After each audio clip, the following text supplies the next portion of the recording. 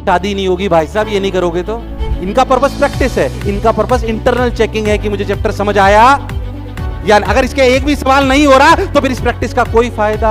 Logically पढ़िए। बोलोगे और यार पता नहीं क्या हुआ, पता नहीं क्या हुआ, नहीं पता है हमें कि क्या हुआ है। इसकी कैलकुलेशन करते हैं अपन। ध्यान सुनना, अगर आप ध्यान से देखो तो इस 25,000 सवाल करके रिवाइज कर लेंगे, क्या हमारा सिलेक्शन हो जाएगा? या सबका रेस्पॉन्स नहीं आ रहा? यस और नो? जितना रेस्पॉन्स तुम शादी में देते हो उससे ज्यादा यहां दीजिए। काम की बात है, शादी नहीं होगी भाई साहब ये नहीं करोगे तो। लड़कियों की तो फिर भी हो जाएगी, तेरी तो नहीं होनी। शक्ल देखी तूने अपनी? शादी की सबने देख, क्यों इसी शादी हो सकती है कि बिना डिग्री के? तेरे आईआईटी की डिग्री लग जाएगी ना तभी तेरी शक्ल नहीं दिखाएंगे हम कि बस लड़का आईआईटी है, शादी करनी है तो कर लो। साला ऐसे किसी का मजाक उड़ाना अच्छी बात है। अब नहीं आदमी क्या कहते हो यार? साला वापस आ जाऊंगे ट्रैक पे। तो 25,000 सवाल करके हमें रिवाइज कर लेंगे हम सेलेक्ट। मैं सिर्फ इतना सा मान रहा हूं कि तुम अभी तक 10,000 सवाल कर चुके हो 11 12 मिला के। क्या मेरा मानना बहुत बेमानी है? इतना मान सकता हूं? अरे यस और नो? तुमने उनको रिवाइज नहीं करा पर 10,000 सवाल तो कर रखे हैं। ये 10, अच्छा पहले बताओ 25,000 सवाल हम आपको कैसे देते हैं? ये 25, हमारा धर्म कहां पर है मैं आपको बताता हूं। अगर आपने हम पे भरोसा करा है तो हमारे धर्म बनता है कि हम आपको 25,000 सवाल स्ट्रक्चर्ड दें। अगर आज देवांशी ने विश्वास कर लिया कि जो सर ने बोला है वो मैं पूरा होमवर्क करूंगा, तो सर का धर्म बनता है, इंस्टीट्यूट का धर्म बनता है कि वो उनको वही सवाल दे जो।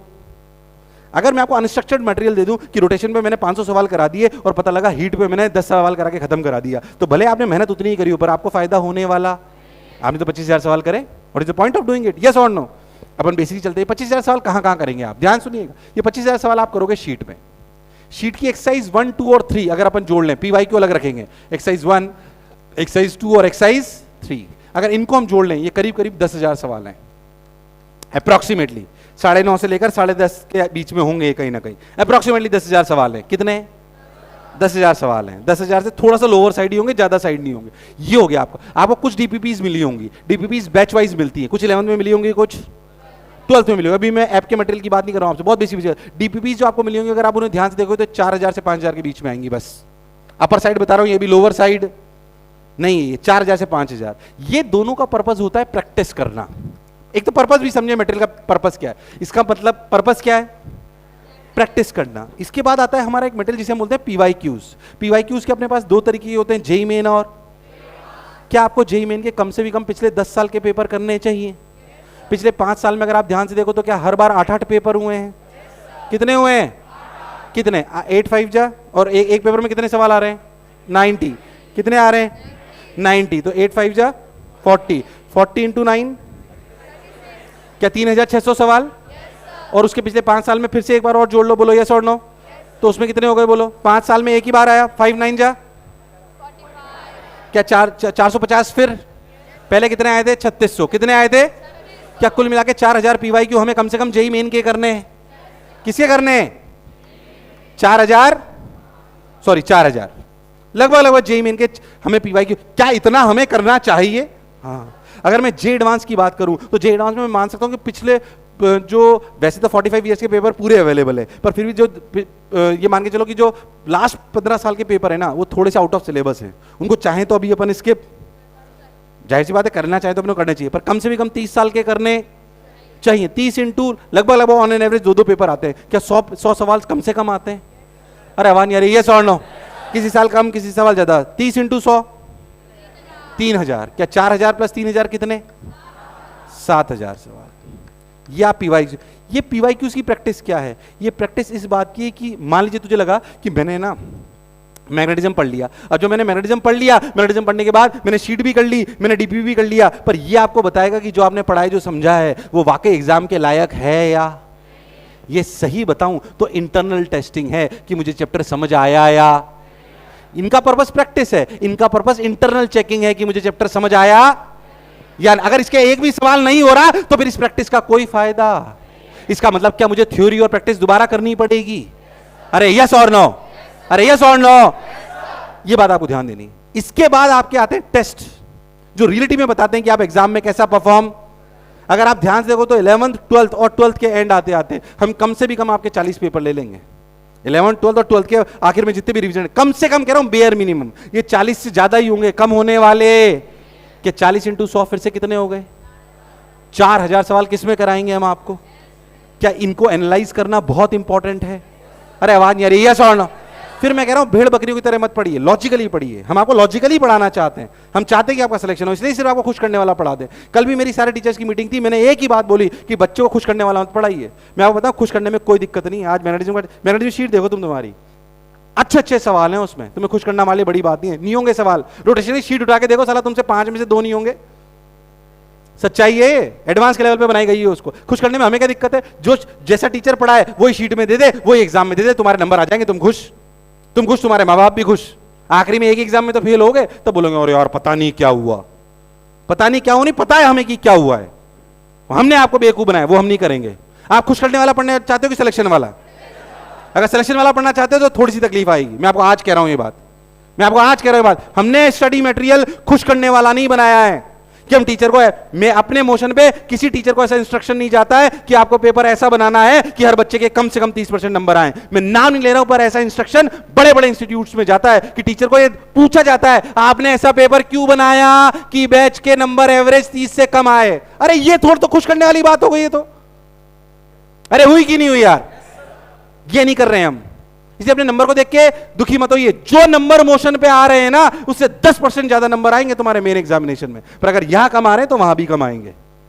पर ऐसा नहीं होगा कि यहां पे 100 आ रहे हो और वहां पे 50 हो जाएं। ऐसा नहीं होगा। यहां 100 अगर एवरेज आ रहा है ना, वहां 110 120 आएंगे तुम्हारे। ये भी तुम्हें दावे से कह सकता हूं। आखिरी की जो तुम्हारे टेस्ट होगा ना, फुल सिलेबस, जो तुम्हारे नंबर आएंगे ना मोशन में, उससे ज्यादा आएंगे मेन एग्जाम में। दावे के साथ कह सकता हूं ये बात आपको। क्या मेरी बात एकदम क्लियर है? इसे इन टेस्ट पे फोकस करेंगे। सबसे ज्यादा हमें हमारी कमियां कौन बताता है? टेस्ट। कि हम क्या वीक कर रहे हैं, हमारी स्किल वीक है, हमारी स्पीड वीक है, हमें चैप्टर आता है या?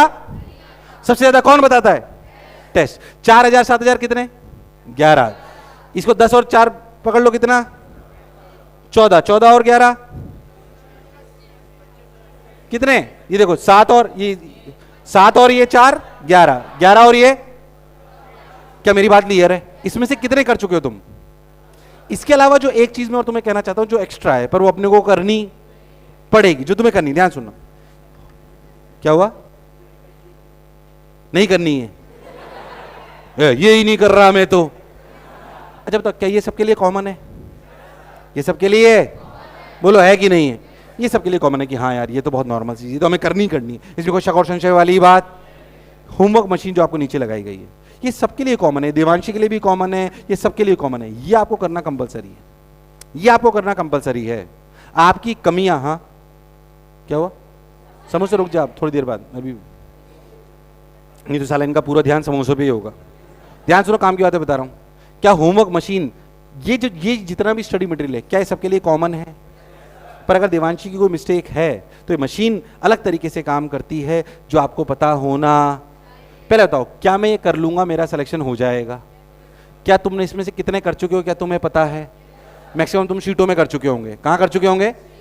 शीट्स में तुम कर चुके होंगे। अगर तुमने नहीं करा तो करिए, जब भी टाइम बच रहा है। अच्छा सर, ये तो बात समझ में आ गई। अब एक लॉजिकली बात सुनते हैं। अभी चल रहा है, ऐसा समझिए आज 1 सितंबर है, फर्स्ट ही ना आज, कोई बात नहीं, अब सितंबर से काउंट करते हैं थोड़ा आसानी के लिए। सितंबर, अक्टूबर, नवंबर, दिसंबर, जनवरी, फरवरी, मार्च, अप्रैल। तुम्हारा जे एडवांस कब होगा? जून में। बीच में मेंस भी आएगा, मैं मान रहा हूं, उसके पहले सिलेबस खत्म हो जाएगा, बात खत्म। मैं मेन एग्जामिनेशन की बात कर रहा हूं। बोलो यस और नो। तुम्हारे बच्चे हैं 9 महीने। कितने बच्चे हैं? 9 महीने बच्चे तुम्हारे पास। कितने? 9 महीने में से मैं मान रहा हूं 9 इंटू 30 270। कितने दिन है तुम्हारे पास? मैं ये मान रहा हूं कि तुम बोर्ड में दे दोगे 2 महीने। कितने? और 1 महीने तुम दे दोगे किस में? मेंस में दे दोगे या रिवीजन में दे दोगे? अरे यस और नो। 3 मिनट आ दो, 270, ये मैं मान रहा हूं। इससे ज्यादा देने की जरूरत? इससे ज्यादा क्यों दोगे? इससे ज्यादा अगर तुमने ढंग से जेई की पढ़ाई करी है तो 2 महीने से ज्यादा बोर्ड की जरूरत गारंटीड तुम्हारे। अगर तुमने ढंग से तैयारी करी है, तुम ये कर रहे हो, तुम्हारे 2 महीने अगर तुम ढंग से बोर्ड पढ़ लिए ना, 2 महीने भी ज्यादा बोल रहा हूं मैं आपको, बल्कि रोज 1-1 2-2 घंटे पढ़ोगे तो बात बन जाएगी, तो तुम्हारे कम से भी कम 85% आएगी, कम से भी कम। और मैं मानता हूं, एक बात समझो, मैं बच्चों को बात समझाना चाहता हूं कि बोर्ड को उतना ही दे जितना काम का है। बोर्ड में 98-99% लाने के लिए तुम्हें पूरे 6 महीने इतना पढ़ना पड़ेगा। तुम्हें बोर्ड में 98 परसेंटाइल चाहिए, तुम्हें बोर्ड में 98 99% चाहिए और जेई में सिलेक्शन ना हो, ये ज्यादा पसंद है, या तुम्हारी बोर्ड में 85 से 92 के बीच में परसेंट आए और सिलेक्शन हो जाए, ये ज्यादा पसंद है? मैं उसकी बात कर रहा हूं।